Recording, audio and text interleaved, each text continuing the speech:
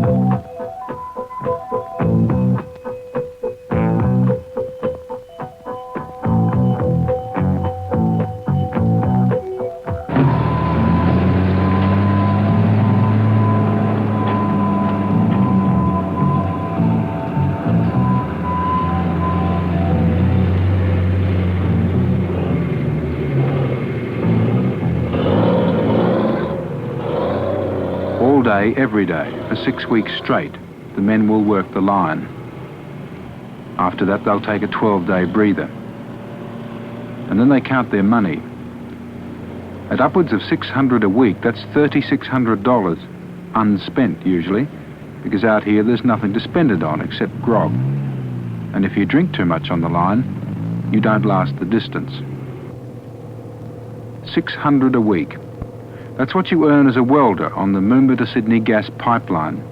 800 miles of pipe to lay, 2 miles a day to cover, conditions getting harder and harder as the line snakes out into the 50-degree heat of the centre. The goal? The Mumba natural gas fields in South Australia and a priceless energy backstop for the industrial East Coast. The pipeline.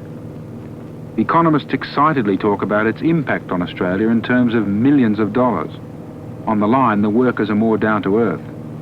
$400 a week for a camp labourer, $600 a week for a welder. It's good money, but it's not easy money. Good money never is.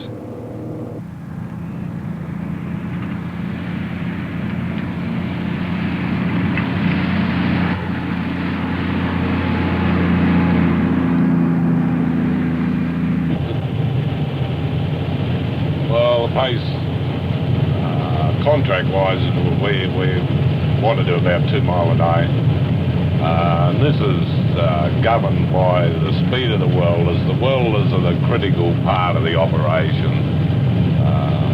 Depending on what they do, how much the rest of the operation do. It's very easy to gear the rest of the operations up to the speed of the welders. So we're trying to do about 2 mile a day.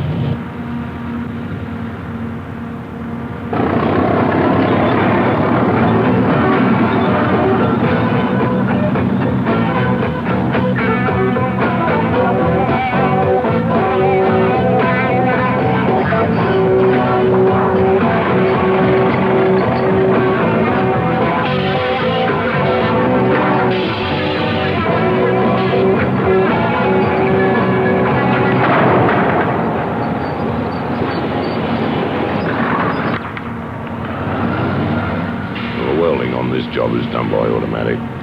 This is the first time automatic welding in the field's been done in Australia. We're sort of pioneering this new process.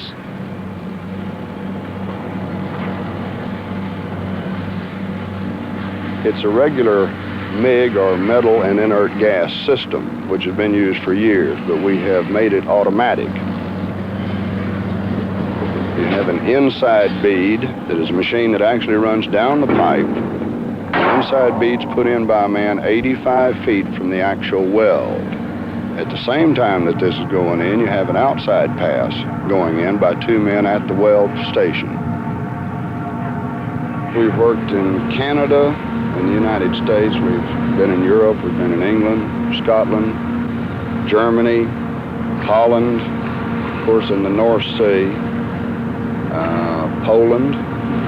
On this particular one, the heat and the bull dust has given us the biggest problems. The heat out here has been about 40 to 42 Celsius, and the dust has been just about like you've seen it today for about the past 10 days. We have welded in these conditions before, but here we're trying for more speed than we did, or than we would normally try for in these conditions. Here in Australia, we've got an awful long pipeline to get in. Trying to get it in as soon as we can. Also, setting a precedent here is a big thing for the equipment and for the men. Well, the automatic welder, does it do a better job than the hand welder? No, not really. We have consistently better welds. The actual physical feeling of the man that particular day doesn't affect the machine wholly. So a situation where a man is maybe a little bit sick or he mashed his finger doesn't have any effect on that machine. It goes right on and puts the same weld in.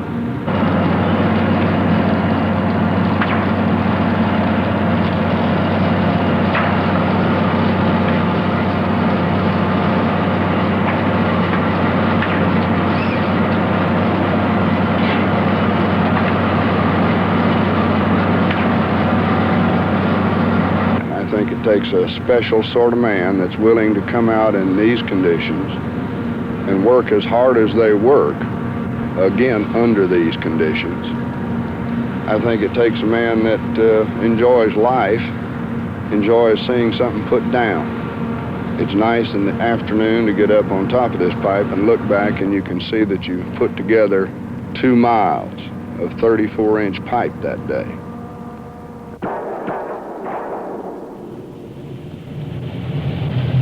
Present, we're spread over about 45, 50 miles from the front to the back end. After it's been surveyed, the right-of-way's been surveyed, the clear and grade comes through. A couple of bulldozers and grader to clear the 80-foot easement. Following on behind the clear and grade, they rip the ground, the trench line, to find out whether there's any rock. And then we've got the trenching coming through after that, which is 2 different operations. One's the Cleveland trenching, which is in good clay soil, and the other is your rock excavation with your backhoes, and where we have to blast the trench to get through the rock.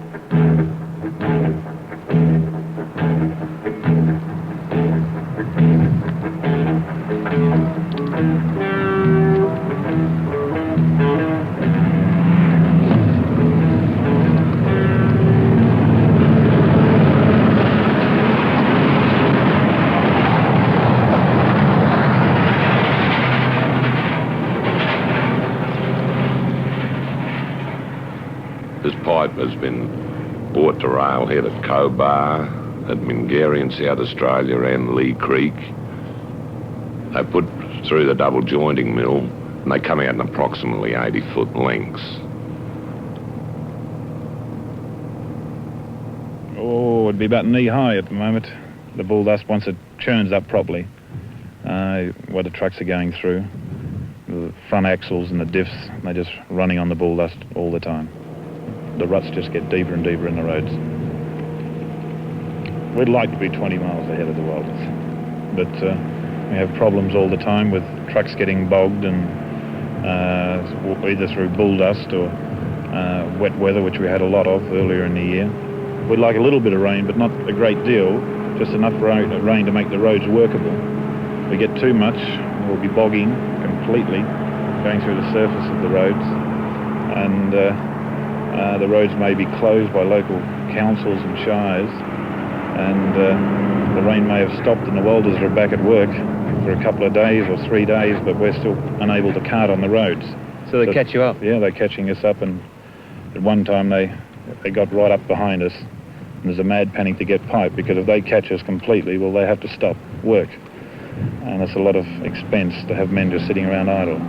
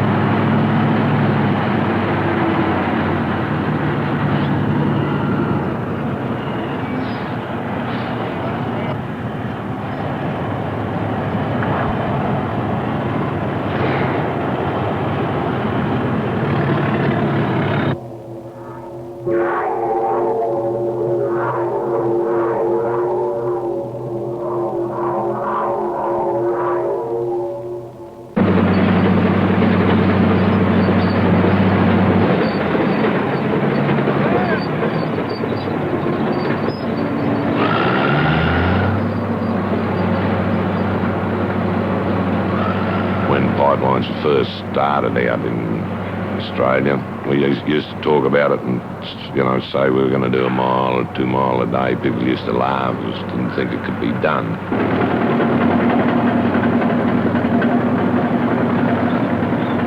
You start talking to people in the city and they think of the sewerage that goes around the city that takes 3 weeks to do 100 yards or something, and they can't sort of imagine that this sort of job can be done with it.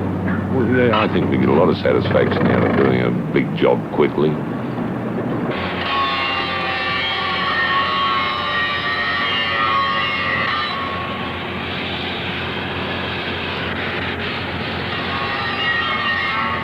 Actually, this has been done with an automatic welder, but there was a fault in the pipe, and the pipe had to be cut out and repaired.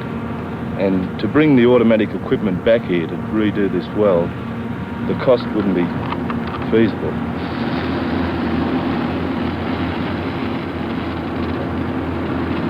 Stick welders have got, it's an art in itself.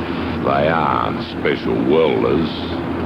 Takes quite a bit of learning, and it's the sort of welding they have to continually keep at to keep their hand in. Different to ordinary fabrication, steel fabrication, building construction work. They're a little bit of a breed all of their own. Well, I served my apprenticeship in the trade as a boilermaker, and I stuck with it until I finished my apprenticeship, and then I decided that the game wasn't interesting enough for me, and that, I couldn't stick it. So I looked around, and then just then the pipeline game was starting to boom, and I got into the pipeline game, and it's a different job altogether, different attitude. It's more interesting. It's different work every day. You travel around, you get to see the countryside, and the wages are much better. I've been doing that about 13 years, Out in the bush? Yeah, in the bush, in the dust, in the swamp in the water everywhere, you know, the barges, done it best right. And, George and I, we've been working together about 6 years, you know. You're still talking? Yes. All depends how. Sometimes we talk. It's a very small field. You practically know everybody in the game, you know, and it's a pretty close sort of game. You know, you get friendly with one bunch of blokes and you might travel halfway around the world and you meet them again. You find welders, you know, but good welders not so easy to find, and plus you got to pay him. If you find a good one, you have to give him some money. Otherwise, he just won't come in a condition like this.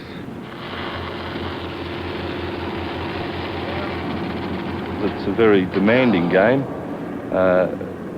It takes a lot out of you, and even to put up with these conditions, you know, you've got to be young and energetic, otherwise you can't handle it at all. And how long do you reckon you've got in the game? Oh, well, I'd say I'd have another 10, 15 years left in me yet. Then what? Oh, I don't know, I might go back to brain surgery.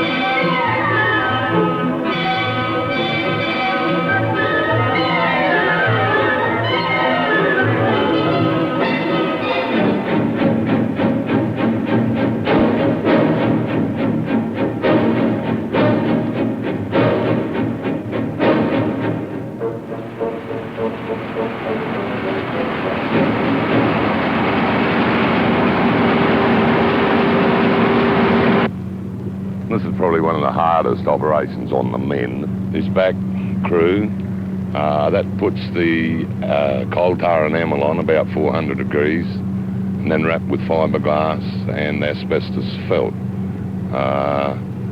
Because of the fumes that come out of the coal tar, most of the chaps you'll see here are wearing cream on their face, most of them are dark skinned. Do they get any extra pay for it? No, they don't get any extra pay, but they still get fairly good pay, you know. But it is very tough on your skin. If you went over there now and got near those machines for a little while, you'd find that your face would start to burn. We also give them milk at lunchtime. This helps them, otherwise it upsets their stomach if they drink milk. This seems to help their digestion. But it is a rather dirty job. Well, I was a market gardener for 4 years, and then I got a job in the city. It wasn't enough, so I decided to come out on the line, see if I could make some money. That's what I'm here for.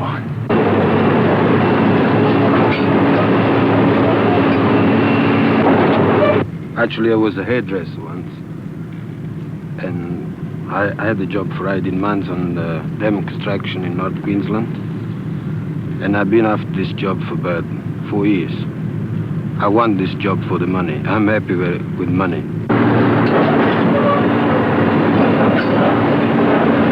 Does the money work it all worthwhile? Yeah, I think it does. Yeah. You know, it's 12 months. Once that's over, that's it, you know. And what are you going to do when you finish this job? Finish my travels around Australia. That's what I'm working on. I'm working holiday around Australia now.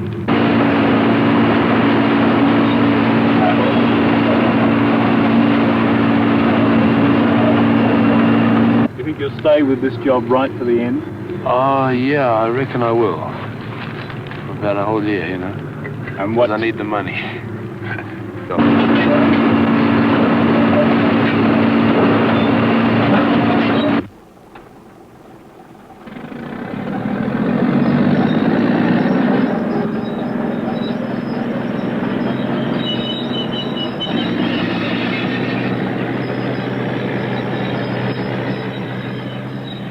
pipe's an amazing thing. I've seen concrete coated pipe flex quite considerably. You don't realise this until you see it done with pipe. A pipe flexes just like a piece of spaghetti.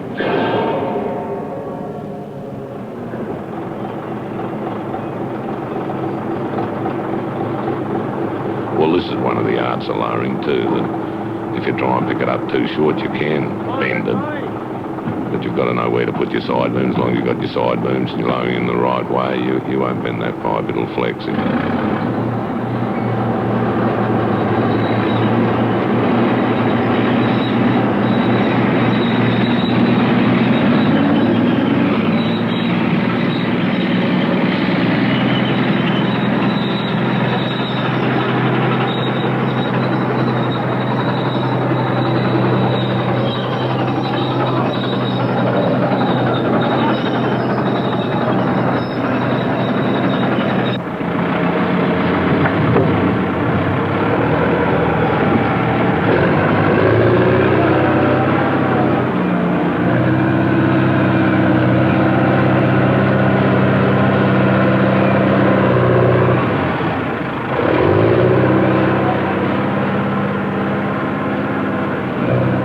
Cleaning up process under the contract was to put the ground back in the condition similar to what it was before construction started.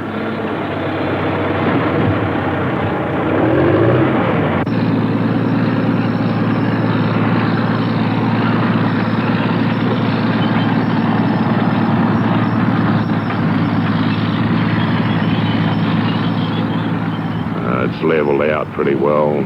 On this particular job, we have to push the vegetation that's been pushed off during clear and grade. We've got to push that back onto the right-of-way.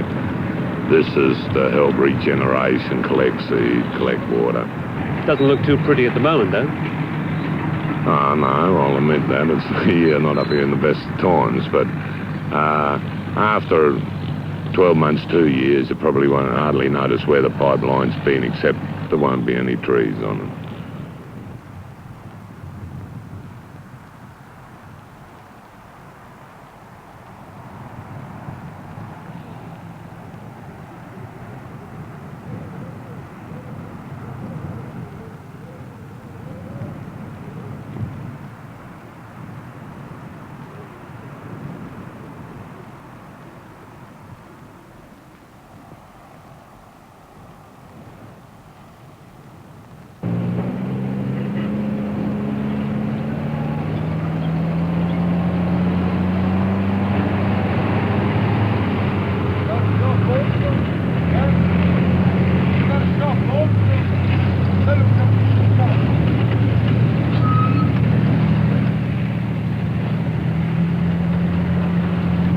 I suppose you've got to be a special sort of person to work on a pipeline. We have people come up here and hear about the good money that's being paid, but they don't seem to last very long. They only spend a few days and they decide that it's not worth it. You've got to be a bit used to the bush conditions, long hours. This, I think, stops a lot of people.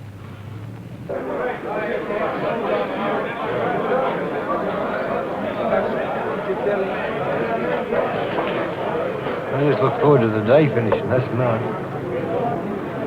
Well, there's nothing else to look forward to except coming in and having a beer.